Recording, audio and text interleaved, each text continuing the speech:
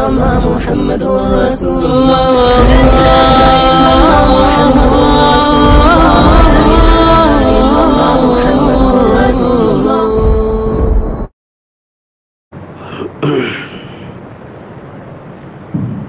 السلام علیکم ورحمۃ اللہ وبرکاتہ. الحمد للہ نحمده ونستعینه ونستغفره ونؤمن به ونتوکل علیہ ونعوذ باللہ من شرور انفسنا ومن سیئات اعمالنا من يهده الله فلا مضل له ومن يضلله فلا هادي له ونشهد أن لا إله إلا الله وحده لا شريك له ونشهد أن سيدنا ونبينا ومولانا محمدا عبده ورسوله صلى الله عليه وعلى آله وأصحابه وبارك وسلم تسليما كثيرا كثيرا. أما بعد فأعوذ بالله من الشيطان الرجيم. بسم الله الرحمن الرحيم. هو الذي أرسل رسوله بالهدى ودين الحق ليظهره على الدين كله ولو كره المشركون. صدق الله.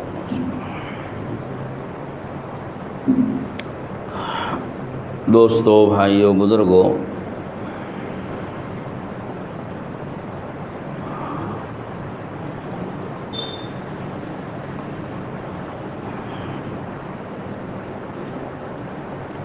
بات چل رہی ہے رسول کریم صلی اللہ تعالیٰ علیہ وسلم کی سیرت طیبہ سے متعلق. حضور اکرم صلی اللہ تعالیٰ علیہ وسلم کی سیرت کا ایک پہلو یہ بھی ہے کہ آپ کو اللہ تعالیٰ نے ایک ایسا دین دے کر بھیجا جس دین کو اللہ تعالیٰ دنیا میں غالب کرنا چاہتے ہیں اور دوسرے دینوں کو اس کے مقابلے میں مغلوب کرنا چاہتے ہیں. یہ آپ علیہ الصلوۃ والسلام کی سیرت کا ایک عظیم پہلو ہے کہ آپ صلی اللہ علیہ وسلم کے ذریعے سے اللہ تعالیٰ اس دین اسلام کو، جو دین حق ہے، اس دین اسلام کو پوری دنیا کے مذاہب پر اور دنیا کے تمام دینوں پر اسی کو غلبہ دینا چاہتے ہیں اور اسی کو ظاہر کرنا چاہتے ہیں اور اسی کو باقی رکھنا چاہتے ہیں. اور اس کے مقابلے میں جتنے مذاہب ہیں اور جتنے دین ہیں، ان سب مذاہب اور دین کو اللہ تعالیٰ مغلوب کریں گے اور ان کو دبائیں گے اور ایک دن ان سب کو اللہ پاک ختم بھی کر دیں گے. یہ تو اللہ کی منشا ہے جو اللہ تعالیٰ نے قرآن مجید کی اس آیت پاک میں بیان فرمائی کہ هو الذی ارسل رسولہ، وہی اللہ ہے جس نے بھیجا ہے اپنے رسول کو بالہدی و دین الحق، ہدایت کو دے کر اور دین حق کو دے کر، لیظہرہ علی الدین کلہ، تاکہ اس دین حق کو جو دین اسلام کہلاتا ہے تمام کے تمام دینوں پر ظاہر کر دے اور غالب کر دے. قرآن کی آیت ہے جو میں نے ترجمہ جس کا کیا آپ کے سامنے، تو یہ آیت صاف واضح طور پہ یہ کہہ رہی ہے کہ اللہ کے نبی حضرت محمد صلی اللہ علیہ وسلم کے ذریعے سے دین اسلام کو اللہ غالب کریں گے. اب ہم لوگ اللہ کے نبی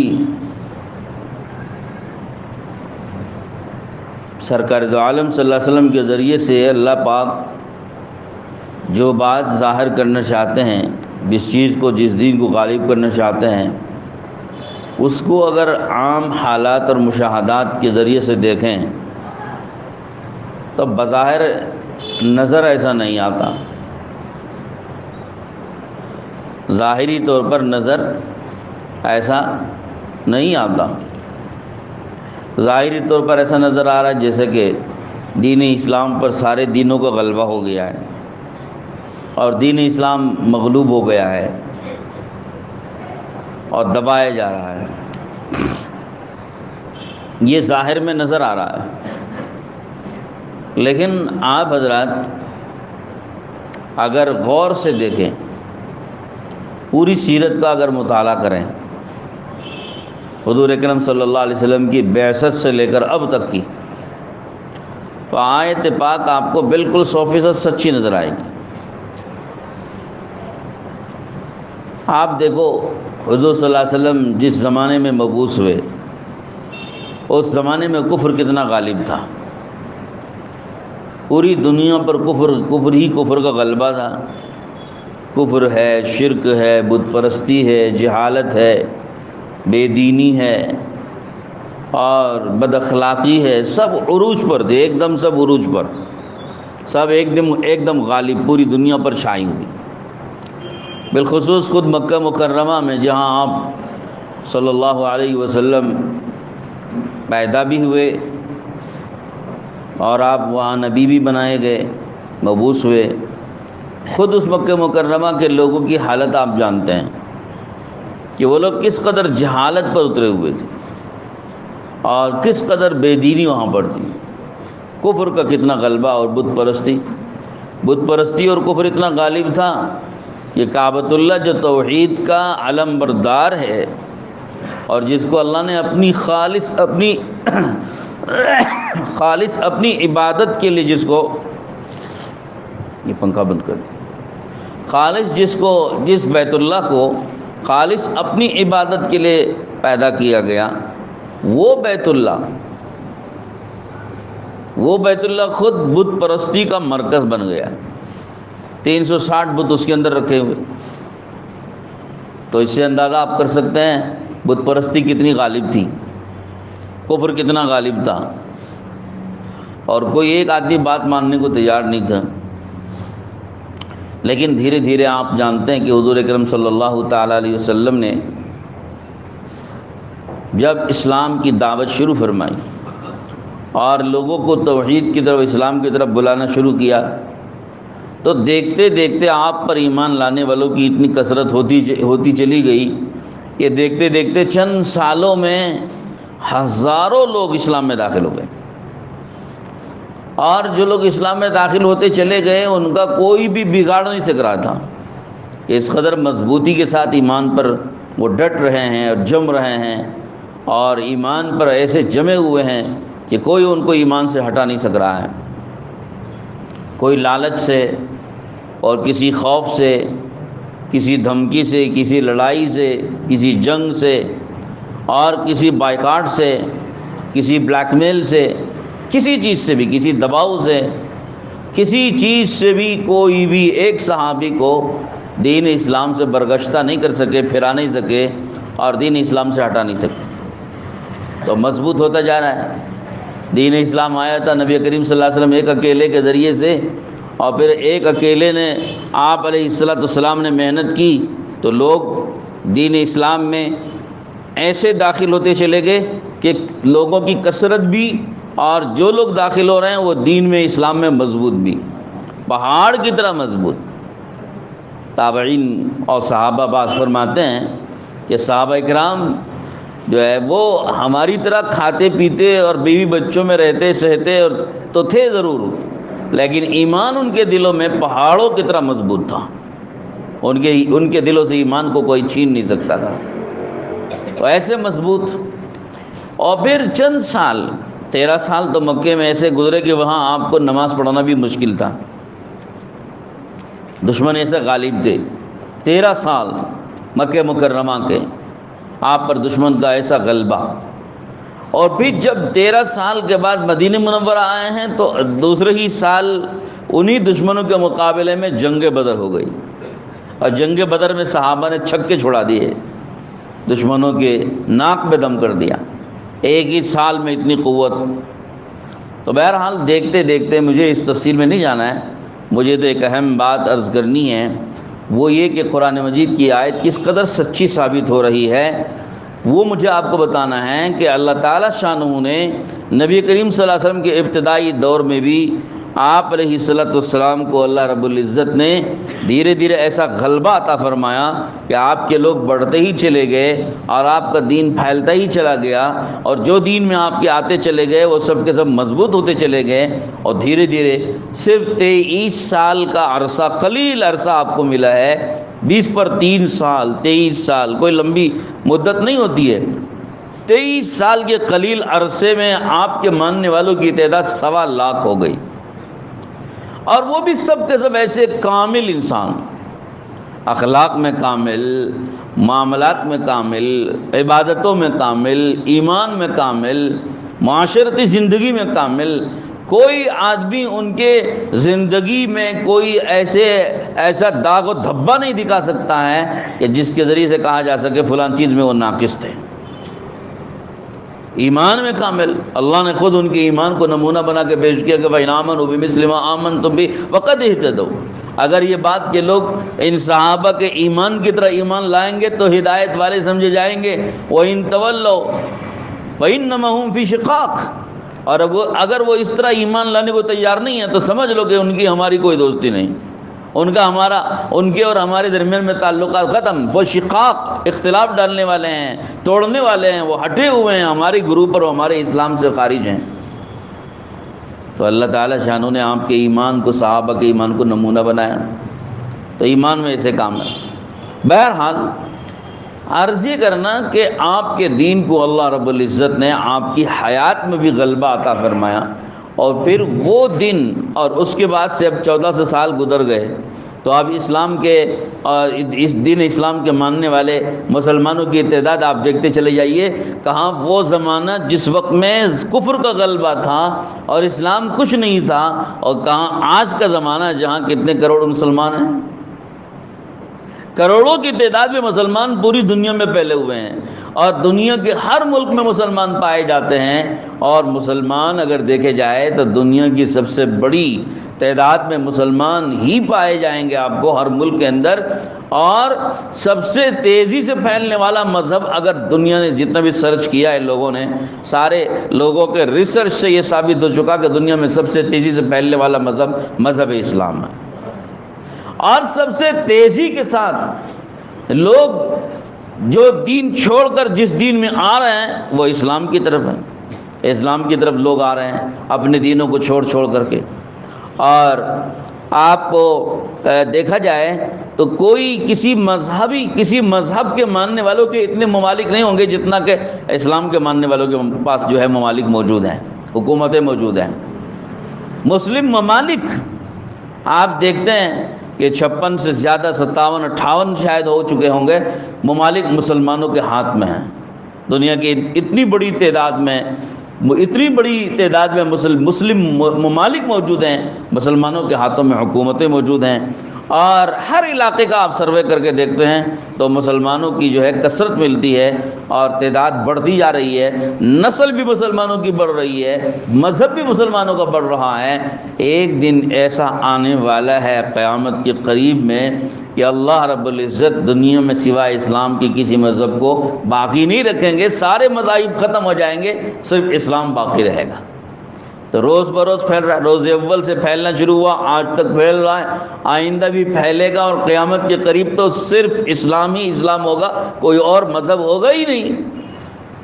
قیامت جب اللہ قائم کریں گے تو قیامت سے پہلے اللہ کے نبی علیہ السلام نے پیشن گوئی فرمائی ہے کہ دنیا کا کچا پکا مکان کوئی بھی ایسا باقی نہیں رہے گا جہاں حضرت محمد صلی اللہ علیہ وسلم کا لایا ہوا یہ دین داخل نہ ہو جائے۔ تو اسلام اس طرح سے پھیل رہا ہے، تو یہ حقیقت ہے، لیکن ظاہری طور پر نظر کیا آ رہا ہے کہ صاحب مسلمان مغلوب ہیں، پس رہے ہیں، پٹ رہے ہیں، مارے جا رہے ہیں، دب رہے ہیں۔ تو یاد رکھیے مسلمان دب رہے ہیں، اسلام نہیں دب رہا ہے، مسلمان مارے جا رہے ہیں، اسلام نہیں مارا جا رہا ہے، مسلمان ختم کیے جا رہے ہیں لیکن اسلام نہیں ختم ہو رہا ہے، ہو سکتا ہے کہ لوگ دشمنی کر کے مسلمانوں کو ختم کرنے کی سازش کریں، لیکن ختم نہیں کر سکیں گے، کیونکہ یہ تو اللہ کا وعدہ ہے کہ قیامت کے قریب اسلام پوری دنیا میں پھیلنا ہے۔ تو جو مذہب دنیا میں پورا پھیلنے والا ہے وہ ختم کیسے ہو جائے؟ اور وہ مسلمانوں کے ذریعے سے ہی تو پھیلے گا۔ مسلمان باقی رہیں گے تبھی تو اسلام باقی رہے گا۔ تو جب اسلام کو پوری دنیا میں پھیلنا ہے تو مسلمان کیسے ختم ہو جائے؟ لہذا ہمیں اپنے دلوں سے اس بات کو نکالنا ہے، خوف کو، ہراس کو اور وحشت و دہشت کو جو ہمارے دلوں میں بیٹھی ہوئی ہے، اس کو نکالنا چاہیے اور یقین رکھنا چاہیے کہ یہ اسلام کوئی بھی اس کو ختم نہیں کر سکتا، اس لیے کہ اللہ کا وعدہ ہے کہ اس دین کو پورے دینوں پر اللہ غالب کر کے رہیں گے۔ هو الذی ارسل رسولہ بالہدی ودین الحق لیظہرہ علی الدین کلہ، کہ اللہ رب العزت نے یہ وعدہ فرمایا کہ اسی اللہ نے ایسے رسول کو بھیجا جس رسول کو ہدایت بھی دی، دین حق بھی دیا، اور اس دین حق اور ہدایت کو اللہ پورے دنیا کے تمام مذاہب و ادیان پر غالب کر کے رہیں گے۔ یہ وعدہ ہے قرآن مجید کا، تو ہمیں کیوں ڈرنا ہے اور کیوں خوف کھانا ہے؟ بہرحال ایک بات تو یہ تھی جو آج کے اس مضمون میں مجھے عرض کرنی تھی۔ دوسری بات، جب اللہ نے اس کا ارادہ فرمایا کہ دین اسلام کو غلبہ دینا ہے، تو دین اسلام کے غلبے کی ایک اور شکل بھی ہے، ایک اور صورت بھی ہے، وہ یہ کہ دلیل کے اعتبار سے اسلام ہی مضبوط اور اسلام ہی غالب ہے۔ یعنی اگر کوئی اسلام کے ساتھ مناظرہ کرے، دلائل سے اسلام کے مقابلے میں کسی اور مذہب کو ثابت کرنا چاہیں، تو دلائل کے اعتبار سے اسلام غالب آ جائے گا، اور اسلام کے مقابلے میں کوئی مذہب دلیل دے کر کے غالب نہیں آ سکتا ہے۔ دلائل کے ذریعے سے کوئی اپنے مذہب کو ثابت نہیں کر سکے گا، جتنا کہ اسلام کے پاس دلائل موجود ہیں اس کے حق ہونے کے، اس کے سچ ہونے کے۔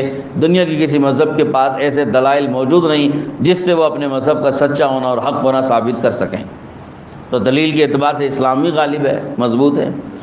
چنانچہ اللہ کے رسول صلی اللہ علیہ وسلم کے زمانے میں بہت سے ایسے واقعات پیش آئے کہ آپ کی نبوت اور رسالت کو ثابت کرنے کے لیے دلیل مانگی گئی، یا آپ سچے رسول ہیں، آپ سچے نبی ہیں، تو آپ ثابت کیجئے کہ آپ سچے نبی ہیں۔ کیسے ثابت کرنا ہے؟ ایک وفد آیا حضور کی خدمت میں، بڑے بڑے سردار اس میں، ابو جہل اس میں، عتبہ اور عاص بن وائل، بڑے بڑے مشرکین مکہ کے بڑے بڑے سردار، یہ لوگ آئے اور آ کر کیا کہ اگر آپ سچے رسول ہیں اور آپ کا دعویٰ ہے تو آپ اگر سچے ہیں تو سچائی جبھی ثابت ہوگی جب آپ چاند کے 2 ٹکڑے کر کے بتائیں۔ آپ نے فرمایا کہ اگر میں چاند کے 2 ٹکڑے کر دوں تو تم مان لو گے؟ کہ ہاں ہم مان لیں گے۔ آپ علیہ السلام نے انگلی کا اشارہ فرمایا، اللہ سے دعا کی، اللہ سے دعا کر کے انگلی کا اشارہ چاند کی طرف کیا تو چاند شق ہوا اور چاند 2 ٹکڑوں میں بٹ گیا، ایک ٹکڑا ادھر کو ایک صفا کی پہاڑی کی طرف اور ایک ٹکڑا مروہ کی پہاڑی کی طرف چلا گیا، دونوں جدا جدا ہو گئے۔ 14ویں رات کا چاند تھا۔ تو مشرکین حیرت زدہ ہو گئے، حیرت میں پڑ گئے، لیکن چونکہ جن کی قسمت میں دین اسلام نہیں، جن کی قسمت میں ہدایت نہیں ہے اور جن کو ماننا نہیں ہوتا ہے، وہ دلیل چاہے جیسی دے دو وہ نہیں ماننے والے۔ چنانچہ حضور صلی اللہ علیہ وسلم نے جب یہ ظاہر کر دیا تو اب شرط کے مطابق ان کو ماننا چاہیے تھا، مگر انہوں نے ماننے سے انکار کر دیا اور کہنے لگے اوہو محمد کا جادو تو چاند پہ بھی چل گیا، جادو قرار دیا اس کو، نعوذ باللہ من ذالک۔ پھر کسی نے کہا کہ نہیں ٹھہر جاؤ، یہ ہم دیکھتے ہیں کہ اگر یہ جادو ہے تو جادو تو صرف مکے والوں کو اور ہم لوگوں کو نظر آئے گا، ہمارے باہر والوں کو نظر نہیں آئے گا۔ ذرا ہم انتظار کرتے ہیں کہ مکے کے باہر والوں نے بھی اس منظر کو دیکھا ہے کہ نہیں دیکھا ہے۔ اگر مکے کے باہر والوں نے بھی دیکھا ہے پھر یہ جادو نہیں ہے، تو لہذا انتظار کرو۔ بعض روایتوں میں ملتا ہے کہ انہوں نے کچھ لوگوں کو تیار کیا جو جا کے مکے سے باہر خبر لے کے آئے، دریافت کر کے آئے۔ تو چنانچہ گئے، دریافت کر کے آئے، پتہ چلا کہ بالکل سچی بات ہے، انہوں نے بھی منظر دیکھا چاند کے 2 ٹکڑے ہونا۔ تو خبر پھیل گئی چاروں طرف، ارے چاند 2 ٹکڑے ہو گئے۔ دھیرے دھیرے خبر پھیل گئی کہ کس نے کیا؟ یہ محمد صلی اللہ علیہ وسلم کے اشارے سے ہوا۔ لوگوں کو جیسے پتہ ہونے لگا تو لوگ جو درجو کے اسلام میں داخل ہونے لگے، الٹا ہو گیا معاملہ۔ انہوں نے انکار کیا، انہوں نے بات نہیں مانی اور یہ چاہتے تھے کہ کسی طرح اس کو جادو قرار دے کر کے معاملے کو رفع دفع کر دیا جائے، مگر اللہ کو ظاہر کرنا تھا، اپنا دین، اپنا اسلام، اس کو اللہ غالب کرنا چاہتے ہیں، دین اسلام کو ثابت کرنا چاہتے ہیں، حق ہے۔ تو اللہ رب العزت نے لوگوں کے دلوں میں اس کی عظمت بٹھائے۔ لوگ جنہوں نے دور دور سے دیکھا تھا وہ تلاش کرتے ہوئے آئے کہ یہ کس نے کیا اور کیسے ہوا۔ لوگوں کو پتہ چلا کہ محمد صلی اللہ علیہ وسلم کے اشارے سے ہوا، کلمہ پڑھا اور اسلام میں داخل ہوتے چلے گئے۔ تو یہ مشرکین کا منہ کالا ہو گیا کہ جنہوں نے دیکھا تھا اور شرط لگائی تھی لیکن وہ مانا انہوں نے نہیں ہے۔ ایسے واقعات حضور اکرم صلی اللہ تعالیٰ علیہ وسلم کے کئی دفعہ ہوئے۔ ایک مرتبہ آپ سفر میں جا رہے ہیں، ایک دیہاتی کوئی سفر میں وہاں راستے میں ملا، وہ جا رہا تھا، حضور نے اس کو بلایا اور بلا کے حضور صلی اللہ علیہ وسلم نے پوچھا کہ بھائی کہاں جا رہے ہو؟ انہوں نے کہا میں اپنے گھر جا رہا ہوں۔ تو حضرت فرمانے لگے کہ بھائی جاتے جاتے کچھ لے کے تو جاؤ، اپنے گھر جا رہے ہو تو جاتے جاتے کچھ لے کے تو جاؤ۔ وہ کہنے لگا کیا لے کے جاؤ؟ آپ نے فرمایا تشہد اللہ الہ الا اللہ وحدہ لا شریک لہ وتشہد ان محمد رسول اللہ۔ آپ نے فرمایا تو یہ گواہی لے کے جا اور تو پہلے یہ گواہی دے کہ اللہ کے سوا کوئی معبود نہیں، وہ تنہا عبادت کا حقدار ہے اور محمد یعنی میں اللہ کا رسول ہوں۔ تو اس نے کہا آپ کی اس بات کے سچا ہونے کی کیا دلیل ہے؟ آپ کی یہ بات سچی ہے تو اس کی کوئی دلیل ہونی چاہیے۔ تو آپ علیہ السلام نے ایک درخت دور سے فاصلے پر ایک درخت ٹھہرا ہوا تھا، آپ نے فرمایا کہ اگر میں دلیل دوں مان لو کہ کہاں مان لوں گا؟ آپ نے اس درخت کو اشارہ کیا اور قریب میں بلایا، درخت کو آپ نے اشارہ کر کے قریب بلایا تو درخت اپنی جڑ سمیت زمین کو پھاڑتا ہوا حضور کے پاس آیا۔ حضور نے کہا میری نبوت کی گواہی دو۔ اس درخت نے حضور صلی اللہ علیہ وسلم کی نبوت کے سچا ہونے کی 3 مرتبہ گواہی دی اور درخت واپس اپنی جگہ پر چلا گیا۔ اس آدمی نے دیکھا کہ یہ تو حیرت ناک معاملہ ہے، وہ فوراً کلمہ پڑھا اور مسلمان ہو گیا۔ حضور نے اس سے فرمایا کہ جا اپنی قوم کو اس کی دعوت دے۔ اس نے کہا میں جاؤں گا اور اپنی قوم کو یہ بات بتلاؤں گا اور انہیں دعوت دوں گا، اگر وہ بات مان لیں تو ان سب کو لے کے آپ کی خدمت میں حاضر ہو جاؤں گا، اور اگر انہوں نے بات نہیں مانی تو میں ان سب کو چھوڑ کر اکیلا آپ کی خدمت میں حاضر ہو جاؤں گا۔ کہا بالکل سچی بات۔ جو آدمی اپنے دین اسلام پر آتا تھا وہ ایسے مضبوط ہوتا تھا۔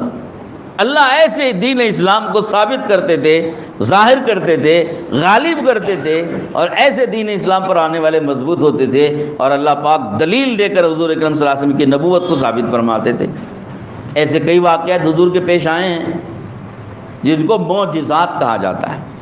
یہ جو حضور نے شق القمر کا جو آپ نے واقعہ بتایا، جو آپ کے ساتھ شق القمر کا واقعہ ہوا، یہ شق القمر کا واقعہ، چاند کے 2 ٹکڑے ہونے کا واقعہ، یہ حضور کا معجزہ ہے۔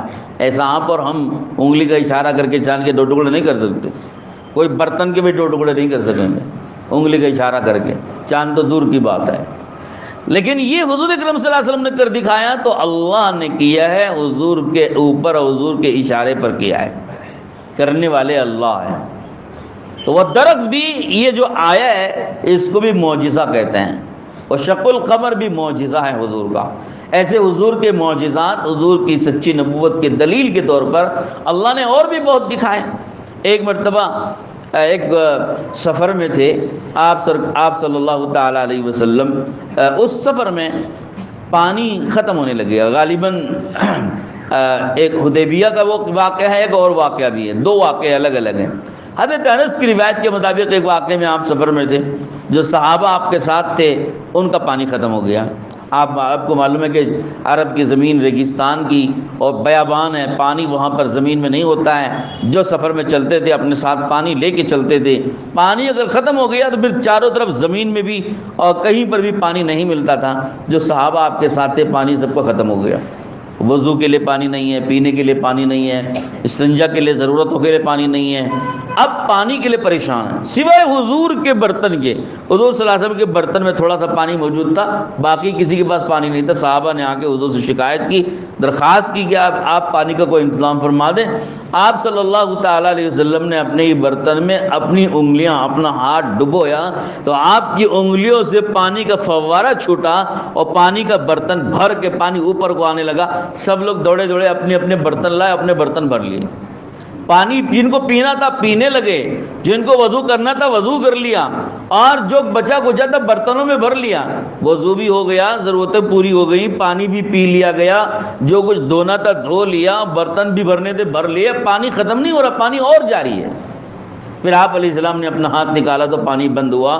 حضرت انس سے پوچھا کہ کتنے لوگ تھے ہم؟ تو آپ نے فرمایا ہم 300 آدمی تھے، کہ سب نے سیراب، سب نے وضو بھی کیا، اور سب نے سیرابی بھی حاصل کر لی۔ یہ ایک واقعہ ہوا۔ ایک دوسرا واقعہ بھی موجود ہے جس میں یہ بات ملتی، غالباً خیبر کا سفر کا واقعہ ہے۔ اس موقع پر بھی ایسی بات بھی تھی، آپ علیہ السلام کے پورے قافلے والوں کے پاس سے پانی ختم ہو گیا تھا، پانی کسی کے پاس نہیں تھا، تو آپ علیہ السلام نے برتن میں ہاتھ ڈالا اور آپ کی انگلیوں سے پانی پھوٹنے لگا۔ سارے قافلے والوں نے وضو کیا اور پانی پیا اور ضرورتیں پوری کر لیں اور اپنے برتن بھر لیے، اور وہ پھر بھی پانی جاری رہا۔ پوچھا کہ کتنے آدمی؟ تو کہنے کہ 1500 آدمی تھے۔ اور فرمانے لگے، صحابی کہنے لگے ہم تو اس وقت موجود تو 1500 تھے، لیکن اگر 1,00,000 کا بھی مجمع ہوتا تو حضور کے انگلیوں سے پانی اتنا پھوٹ رہا تھا کہ 1,00,000 کے مجمع کو بھی کافی ہو جاتا۔ آپ علیہ السلام نے اپنی انگلیاں باہر نکالی، پانی روکا۔ یہ کیا چیز ہے کہ یہ حضور کا معجزہ ہے۔ اللہ تعالی شانہ نبی کریم صلی اللہ علیہ وسلم کے ہاتھوں سے ایسے معجزات ظاہر فرمائے ہیں تاکہ آپ صلی اللہ علیہ وسلم کی نبوت اور آپ کی رسالت کے سچا ہونا ثابت کیا جا سکے۔ آپ کی نبوت کو سچا ثابت کرنے کے لیے اور آپ کی رسالت کو سچا ثابت کرنے کے لیے آپ علیہ السلام نے ایسے معجزات ظاہر فرمائے ہیں۔ تو میرے دوستو، اللہ کی منشا یہ ہے کہ دین اسلام پوری دنیا پہ غالب ہو جائے اور دین اسلام کو پوری دنیا پہ غلبہ نصیب ہو جائے، اس لیے اللہ رب العزت ایسے معجزات نبیوں کے ذریعے ظاہر فرماتے ہیں۔ پچھلے نبیوں کو بھی معجزات دیے گئے، حضرت موسیٰ کو، حضرت عیسیٰ کو اور دیگر نبیوں کو بھی اللہ نے معجزات دی۔ آپ کو معلوم ہے موسیٰ علیہ السلام کو اللہ تعالیٰ نے ایک عصا اور ید بیضا دیا تھا، ایک عصا دیا تھا، وہ عصا اور لاٹھی زمین پر پھینکتے تھے تو سانپ بن جاتا تھا، اور وہ واقعتاً سانپ بنتا۔ جادوگر جمع کیے گئے فرعون کی طرف سے، اور جادوگری، اس نے یہ سوچا کہ موسیٰ جادو دکھا رہے ہیں تو اس جادو کا مقابلہ کرنے کے لیے دنیا بھر سے جادوگر بلائے جائیں، بڑے بڑے ماہر جادوگر بلائے گئے اور ان کو میدان طے کیا گیا، ڈیٹ فکس ہوا، ٹائم فکس ہوا، پورا منظر سجایا گیا، اور فرعون بھی بیٹھا اور فرعون کے سارے اس کے قبطی لوگ بھی، ماننے والے بھی بیٹھے، سب موجود ہیں۔ سب کی موجودگی میں میدان میں جیسے کہ لڑائی کے لیے اکھاڑے میں میدان میں اترتے ہوں، جادوگر لوگ بھی آئے، موسیٰ علیہ السلام بھی آئے۔ آپ نے فرمایا الق ما انتم تلقون، القوا ما انتم تلقون۔ موسیٰ علیہ السلام سے ان جادوگروں نے پوچھا آپ پہلے اپنا کرتب دکھاؤ گے کہ ہم دکھائیں؟ موسیٰ علیہ السلام اللہ کے حکم سے بولے پہلے تم لوگ اپنا کرتب دکھاؤ۔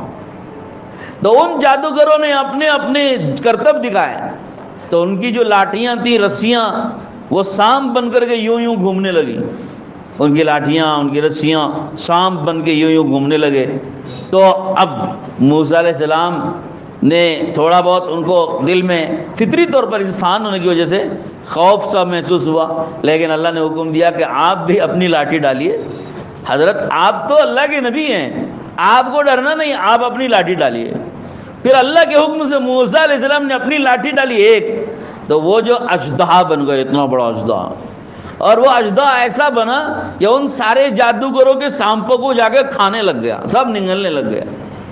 ان کی ساری جادو کی چھڑیاں، جادو کی رسیاں، جادو کے آئٹمز جتنے انہوں نے بنائے تھے، سجائے تھے پورے میدان میں، جادوگری دکھا کر کے، کرتب دکھا، وہ سارے کے سارے موسیٰ علیہ السلام کی لاٹھی کے اژدہے نے سب کو کھانا شروع کر دیا۔